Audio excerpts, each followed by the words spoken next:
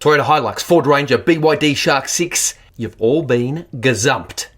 Huge news today, Chery has confirmed the world's first diesel-powered plug-in hybrid electric ute. So this is a turbo diesel PHEV. It's big.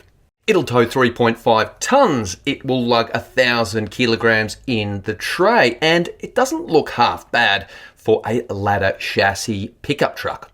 It's powered by a 2.5 litre turbo diesel augmented by an e-motor or e-motors, we just don't know yet what it's got, and also a battery pack.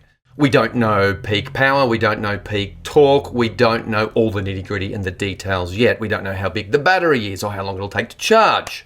But we do know the code name. This concept is called the KP31, and it will roll into Aussie showrooms at the end of 2026.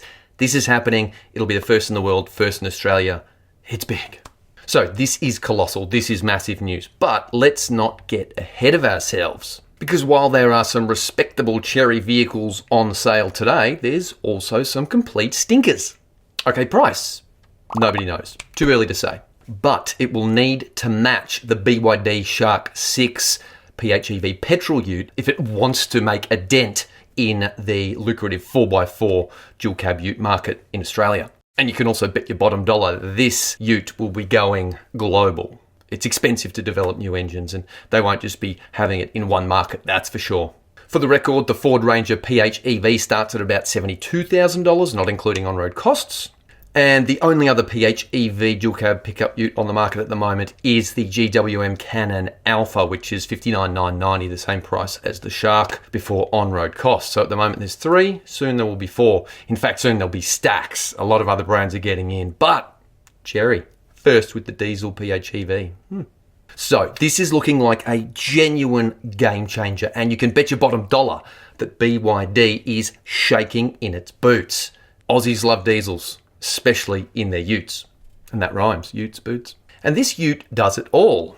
At least that's what Chery reckons. The Chinese car maker reckons it'll tow 3.5 tons, which is the industry benchmark at the moment for this size of ute. And this is significant because the top selling PHEV ute in Australia at the moment, the BYD Shark 6, by some margin, can only tow 2.5 tons. So this is a big deal. It's a bit of a slap in the face for the BYD. And get this, the Chinese challenger says it will also launch a petrol PHEV version of this ute in Australia from 2027. So the plot is well and truly thickening. Shots fired. Pew pew, pew pew pew, pew pew pew pew pew pew. Okay, enough pews. Okay, so this Chery can haul the same as the class-leading utes, the Toyota Hilux, the Ford Ranger. Furthermore, it's also going to be able to lug up to 1,000 kilograms. Again, that is a big, bold claim, because at the moment, most of the PHEV utes cannot do that. Furthermore, Chery reckons this vehicle will not just be a bitumen queen either. To quote MC Hammer, this ute could be... Indeed, it looks ready to take on the Ute track, like it wants to join the crusty demons of dirt. And while the KP31 is technically a concept, this was shown in Sydney last week, and we had to all abide by an embargo. They told us that locking diffs are very much planned for this vehicle, which is a good sign, especially for those wanting to go off-road and, go on some adventures. Based on the concept's ground clearance and also the fact it's fitted with BF Goodrich all-terrain tyres, this could succeed where the BYD Shark 6 did not right out of the factory. You've got to put some all-terrains on that thing if you really want to get the best use out of it off-road. It also has a pretty cool stylized snorkel and a tub rack with 4x4 recovery tracks, just for good measure. It's a big rig too, measuring just over 5.6 meters long. That would make it tricky to park. But Chery says the production version will be a little bit different than what we see here. It'll be 5.45 meters long, which compares pretty closely to the Ranger, which is about 5.4 meters from bumper to bumper. And the Ford Ranger is currently Australia's top selling ute, has been for the last couple of years. Now, we've seen interior footage and photos of this new KP31, but Chery is saying, what are they saying? They won't let us publish them yet because they're under embargo. Bugger. But I will say this, the interior looks pretty high-tech. What is crystal clear is that the Chery KP31's exterior design is fairly butch. It's pretty rugged.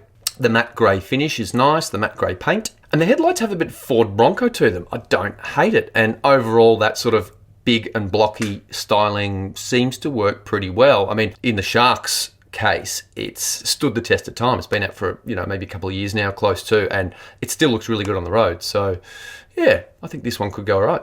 Either way, let me know what you think of the design in the comments below. Good, bad, or ugly. The finer details, such as the price, the model range, power outputs, all that sort of stuff, accessories, that is still under wraps, sadly. But Chery has told us it is doubling down on a work spec ute as well. So this isn't just for private buyers. It's not just for driveways and those that want to upgrade from SUV, if you like. So the rear tub is designed to be removable from the get-go. So you've got cab chassis style applications, and Chery's saying that will suit the fleet buyers right off the bat, right from the get-go. Chery Australia's COO, or Chief Operating Officer, Lucas Harris, has put rivals on notice. He's come out firing, and here's what he said, and I quote, "We certainly wouldn't bring the Ute to the market if our intention wasn't to compete with the top players." That kind of sounds like they've benchmarked the best in the biz, the Ranger, the Tasman, the Shark. This will be interesting. There's more from old mate Lucas. He says, "It's also riveting to be the first brand to offer a diesel PHEV Ute in the dual cab class, which will be our key point of difference compared to the competition." Yes, that's stating the obvious, but it is a cogent point.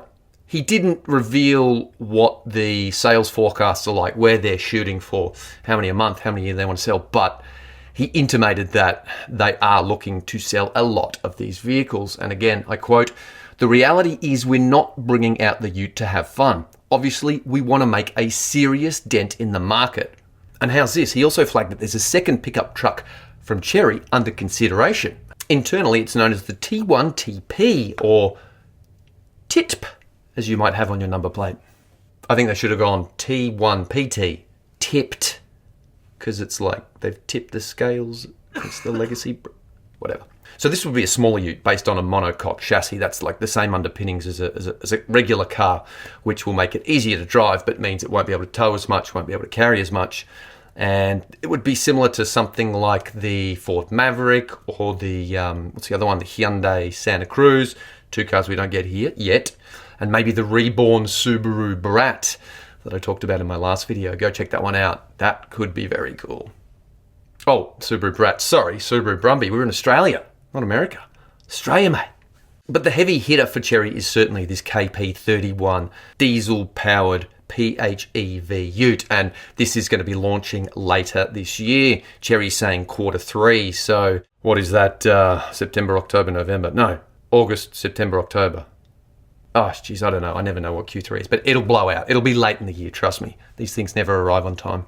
Anyway, when it arrives, I'm going to put this truck through the ringer to see whether it really, truly does cut the mustard. Because we honestly don't know what it'll be like. At this stage, it's a concept, and it's going to change. It's going to be a different size. They're saying it's got this, this, and this, but who knows? It could be a bucket of bolts if they don't tune the suspension right, or the gearbox is a bit crummy, or the way the hybrid systems work with the diesel engine if it's not all smooth. So yeah, there's a lot of things that need to work for this to be a proper challenger, especially at the top end of the ute market, which is fiercely contested at the moment. But one thing we do know is that the Chinese are innovating in the pickup truck space, and they have to, because they have no pedigree, no history. If you want to get buyers on board, you need to be able to give them something really, really compelling. The Shark 6 took the first step. The MG U9, for instance, has a unique midgate that drops the rear window down and then drops the bulkhead, and that's very innovative too. And the Deepal EO7, well, folks, that is just a UFO on wheels. Are aliens real? They're real. Disclosure's already happened. That thing has more tricks than a utility belt worn by a squirrel on a heist on a bird feeder. You got to check out those Mark Rober videos. So good. So, in summing up, this is a massive development. It is huge. Every car maker in Australia, potentially the world, is going to be watching this going, how's this going to work?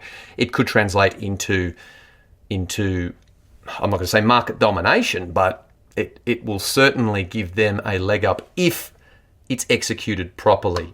And look, I'm shocked. I thought Toyota was going to be first with a proper plug-in hybrid diesel-powered ute, but there you go, Chery did it.